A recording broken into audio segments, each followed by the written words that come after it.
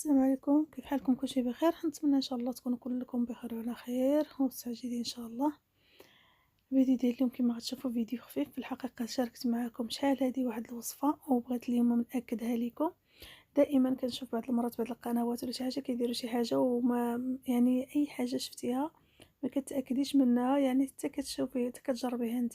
قبل ما نبداو الفيديو نصلي على الحبيب المصطفى، اللهم صل وسلم وبارك على سيدنا محمد وعلى اله وصحبه اجمعين. وحبيت نعتذر منكم بزاف بزاف من الصوت ديالي، عيانه داكشي علاش في الحقيقه حتى هذا الفيديو ما كنتش غنزلو. قلت لي مالا يعني فيديو خفيف غنشاركو معكم دغيا، وإلا حبيتو هكا تحطوا لي لايك وكومونتير واشتراك كنرحب بكم في القناه ديال المتواضعه. وحبيت نشكر بزاف الناس اللي كينضموا للقناه ديالي والناس اللي ديما معايا تاج راسي. نطلب الله سبحانه وتعالى يجازيكم خير الجزاء.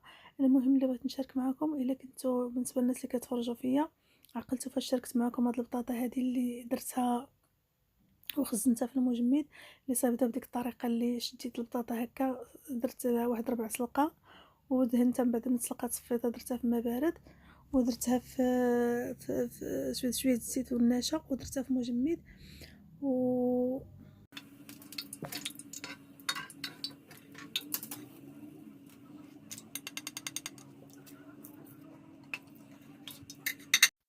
تعمدت نخلي لكم هذا المقطع هذا اللي درت لكم فيه بطاطا. سمعتوا الصوت ديالو القرمشه ديالي؟ والله العظيم الا جات اش نقول لكم، جات واعره واعره يعني. ودائما كنقول لكم الحاجه اللي صايبتوها بيديكم كتعرفوا المحتوى ديالها سميتو المواد اللي مديرين فيها، وهي حاجه طبيعيه. في الحقيقه نتوما كتشوفوا راه كنهزها هكا، درتها كما قلت لكم، جبدتها وغسلتها بالماء، خليتها تسقطرا، درتها في هذا الفيطان شفتها باش ما ترتقش ليا ديك الزيت بالماء. نتوما كتشوفوا راه مجرد كنلوحها في الزيت وكنحركها راه ما كتلصق ما والو، كتجي مقرمشه.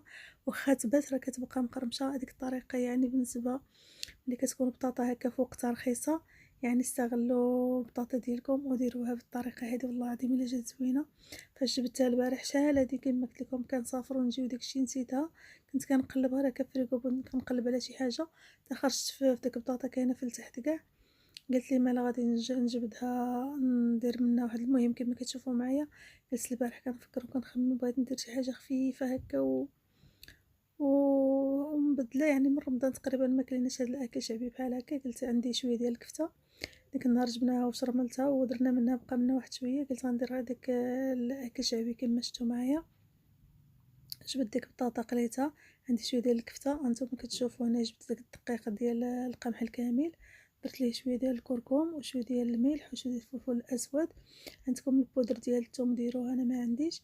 كتشدوا هاد المكونات كاملين في هاد الدقيق الكامل باش كتجيكم ديك الكفيته ديالكم بحال ديك الكفته اللي كتباع هكا اللي كتشريو برا مقرمشه طريه من الداخل ومقرمشه من برا.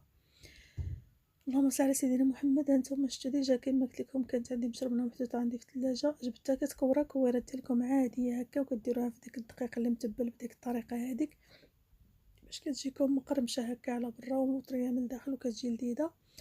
كما قلت لكم هاد من رمضان تقريبا ما كلينا هاد الاكل شعبي بحال هكا. واللهم صل على سيدنا محمد. وان شاء الله نهار عقلتو فاش درت معكم ديك الطماطم مركزه ولا مطيشه هكا ديال القرعه، راه باقيين عندي 2 قريعات ما حليتهم، راه قريبين يدوروا السنه. وقلت غادي نخليهم حتى نشوف المده ديالهم، يعني اللي غادي يدوزوا ما كيطرى ليهم والو. كفيتهم هكا على الفم ديالهم على الغطايات، وباقيين فين ما نهزهم نطلع لهم كنلقاهم تبارك الله كيما حطيتهم. وعندي واحد القرعه تاهي ديال الخرش حتى هي درتو تقريبا غادي في 5 شهور ولا ما عرفت شحال هادي. قلت نجربو غير شويه تا هو، قلت نجربو. ودائما كندير دابا غير التجربه، كنقول الا صدقات ليا هذيك، الا صدقات ليا ديك الحاجه اللي كنصايب، الا طول الله العمر ملي يكون الموسم ديال الخضر غنبقى نصايب واحد الكميه كثيره ونخليها في الدار عندي. ملي كتوصل ديك الوقت اللي ما كان اللي كتشاهو شي حاجه وما كنلقاوهاش في السوق، كتجبديها كتكون عندك ديجا موجده وكاينه عندك في الدار. وكتكون دائما الحاجه كما كنقول لكم ديال الدار هكا شي حاجه مضمونه زوينه. غادي نجبد ان شاء الله ديك المطيشه قريب غادي نجبدها وغادي نشاركها حتى هي معكم. اللي شفتوا معايا راه طيبتها ودرت درت لها تقريبا بحال صوص البيتزا، درت فيها شويه الزعتر والتوابل وداكشي. المهم شفتوا معايا هنا بعد ما قريت ديك الكفيتات كما شفتوا معايا راه كيجيو مقرمشين ومهرمشين من برا وطريين من الداخل، كتجي لذيذه هاد التخليطه هادي. كندير انا الاسماك وكنديرها الكفته بحال هكا، وكنديرها للشرائح ديال الصدر ديال الدجاج. كتجي زوينه هاد الطريقه هادي، يعني بلا ما ندير البيض وديك التخليطه الاخرى اللي كتعرفوها. هاد التخليطه هادي سهله. وهنا من بعد ما قليتهم درت داك شويه ديال الكورجيطه هي اللي رشيتها بمليحه. الكورجيطه انا الا بغيت نصايبها كتجي تبارك الله واعره. كندير فيها البيض كما قلت لكم اليوم درت داكشي غير خفيف، ما درتش فيها البيض، قليتها غير هكاك عاديه. والبصله المحبين ديال البصل الا كنتو بحالي كتعجبكم بصله مقليه، كتشدوا البصله ديالكم هكا قطعوها حلقات كما شفتوا معايا، وكتحلوها كامله وحده بوحده، وكديروا لها نفس ديال الدقيق اللي درتو لديك الكفته باش كتجي البصله ديالكم حتى هي متبله ومقرمشه هكا ملي كتقلى. يعني درت لكم عشاء خفيفه ولا غدا خفيف بالنسبه للناس المحبين اكل شعبي. هاد الاكل حتى بالنسبه اللي عنده دنجال كيدير دنجال، والمهم كل واحد وداك الشيء اللي متوفر عنده. في الحقيقه كنت البارح جلست قريبه هكا العشاء تأذن، ما عرفت حسيت بشي حاجه تشهي، شي حاجه هكا اللي كما قلت لكم من رمضان ما كليتها. قلت غادي نديرها. كما كتعرفوا في الدار حنا غير 3 د الناس هكا وسبحان الله العظيم رانا واخا هكاك الاكل ديالنا حنا في الدار قليل، خصوصا عندي واحد الولد وباه اكل ديالهم قليل، يعني كياكلوا شويه صافي. واخا كتشوف هاد الكميه اللي شفتو معايا دابا راه يقدر هاد الكميه راه غيشيط منها. ما كاينش زعما شي حد اللي كياكل بزاف باش ديري شي كميه كثيره. المهم البصله ديالنا كتشدو، المهم انا في الزيت فاش قليت ديك الكفته البطاطا وداك الشيء كامل كنقلي فيه كلشي باش حيت غادي نحيد المقله نغسلها ما يبقاش فيها الزيت يعني اللي غادي يتعاود.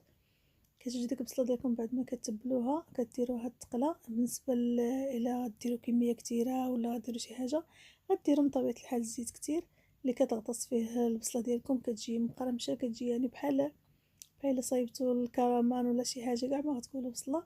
المهم انا الزيت اللي كنبقى في المقله هو اللي درت. المهم الطريقه هي هذه، وكتجي هاد البصيله تبارك الله حتى هي واعره.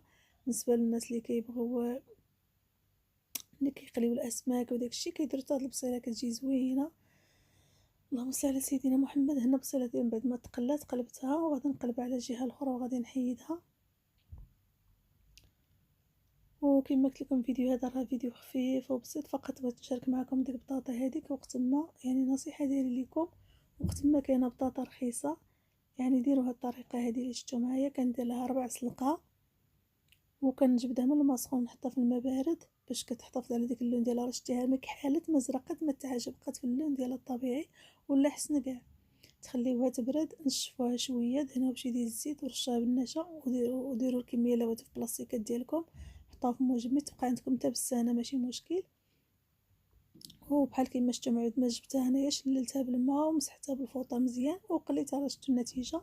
انا بغيت ندير واحده ما هيش ليضه ما هي ديسير. درت معايا الخيار والخس، هاد الايامات الوالده عيانه زادت انا كذلك. قطعت معايا الخيار والخس وشويه ديال البطيخ الاحمر ولا الدلاح وشويه ديال البطيخ الاخضر او البطيخ اللي كنقولوا حنايا. المهم اي نوع ديال الفواكه. بالنسبه للناس اللي مرضى السكري من الاحسن يتفاداو البطيخ والدلاح. اللهم صل على سيدنا محمد. يديروا الخوخ بحال اللي غادي تشوفوا معايا، ويديروا ديك الخيار والخوص، ويديروا التفاح، ويديروا المهم بحال الفريز، انواع ديال التوت يعني الداكينه ولا هادي. هذوك صحيين الناس اللي مرضى السكري اللي كيتجنبوا هاد بالنسبه للدلاح والبطيخ راه فيهم السكر كتير. المهم هاد الديسير ولا هاد حتى هي راه صحيه. كان عندي البطيخ هكا في الثلاجه وديك شويه ديال البطيخ الاحمر، ضفت لهم 2 خوخات وغادي نخلط كلشي. وغيكون هذا عشيوه خفيفه. وبالنسبه هكا ديروا السندويشات ديالكم ولا الطريقه اللي كيعجبكم ديروها. ما تضيفوا شي صوص اخرى ضيفوها، كيجي هذا الاكل هذا خفيف شعبي. خصوصا دابا الصيف دخل علينا غادي يولي الاقبال على الانواع ديال الاكل بحال هكا. وبالنسبه للتيسير ولا الصالات بالانواع ديالها وداكشي كيولي عليها الاقبال بزاف هكا في الصيف. وبالنسبه للمشروبات الغازيه وداكشي من الاحسن من الاحسن. واخا ننصحكم يعني ما كنصحوش راسنا، ولكن من الاحسن الانسان يتفادى ديك كثره المشروبات الغازيه. صايبوا المشروبات ديالكم في الدار ديالكم، ديال البرتقال الليمون الحامض اي حاجه. شتو معايا هنا كنت بغيت نخلطها يعني غير بهذيك الطريقه وليت قسمتها وعاد خلطتها. المهم البطيطه ديالنا هي هذه تبارك الله. نتوما اللون كيفاش جايه مقرمشه وزوينه وعشيوه خفيفه. والشلاضه ديالنا حبيت نشارك معكم. الشلاضه هي صحيه وفيديو خفيف هو هذا، ونتمنى ان شاء الله الا وصلتوا معايا حتى لهنايا حطوا لي شي لايك وكومنتير واشتراك، وما بقى لي نقول لكم تهلاو في راسكم، والسلام عليكم ورحمة الله وبركاته.